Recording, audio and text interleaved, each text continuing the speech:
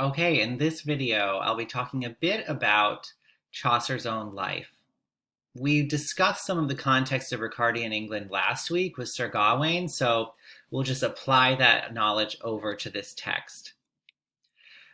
Chaucer, in our course so far, is quite distinct because, for once, this is an author we know quite a lot about. We had an anonymous Beowulf, we knew Marie de France's name, and then we had an anonymous Sir Gawain and the Green Knight. I'll talk a little bit more about that in a minute, but the story of his family's rise through society is something to pay attention to in terms of what's possible in terms of Middle English classed society.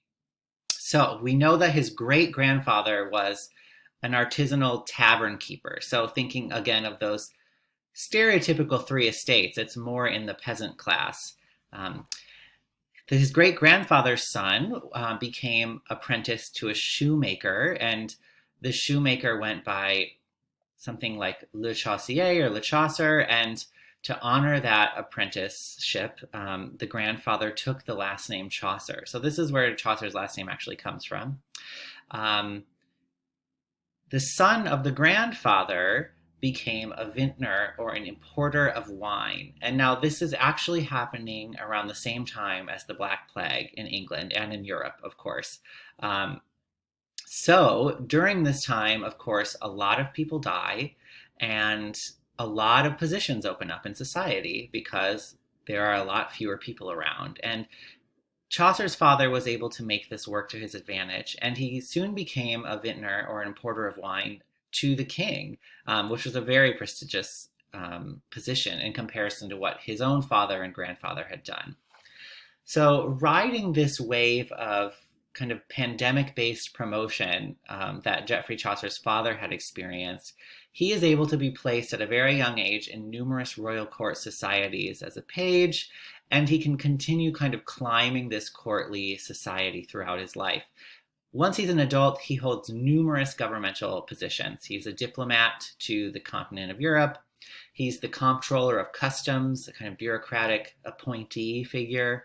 He's the justice of peace. He's a clerk of king's works. All of these are like kind of appointed by the king, and they come with an annuity or a yearly paycheck that Chaucer can live on. So his family has risen to, I suppose, greater class prominence in a relatively short amount of time, and partly, maybe more than partly, due to the effects of the Black Plague on English society during the middle of the 14th century. And to think more about this, I think you'll find this really interesting. There's a reading for this week that I posted called Plague and Protest Go Hand in Hand, and it talks about the way that plague throughout time can disrupt traditional social status quos and provoke protests as well. Now, a little bit more about why we've been encountering so many anonymous texts. You might be thinking, why didn't anyone just take the time to write their name down? What were they thinking? But the truth is actually Chaucer's the exception here for a reason, because in most cases, people who are writing anonymous texts want to remain anonymous. And while that can seem kind of strange to us in the modern day, when we're very used to the idea of authors selling books, I wanted to draw our attention to a few examples of anonymous creation today that we're pretty familiar with. And a lot of them tend to be digital. So we rarely know who made a meme. It just starts circulating, and then people remake the meme, and there's really no single author that we could point to. We rarely know who makes a GIF. And we rarely know who starts a TikTok challenge. I don't know who started the Blinding Lights TikTok challenge, but I've seen plenty of people participate in it. We could even locate who did it, but people don't seem to care. So we have a sense of anonymous creation with numerous digital artifacts today.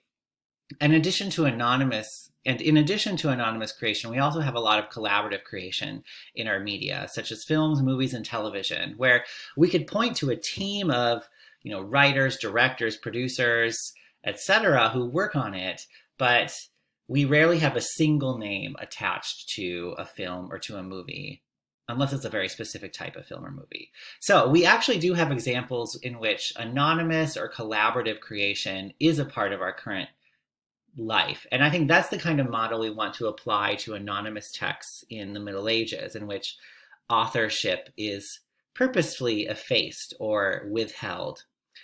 This is how Chaucer's different. He's claiming that. He wants the attention. He's making himself known as the author of his text in a way that was truly very different from preceding authors. So we can keep that in mind about Chaucer too, is that he's very consciously shaping and announcing himself as an author, as a poet. All right, that's all for the context section. Thanks.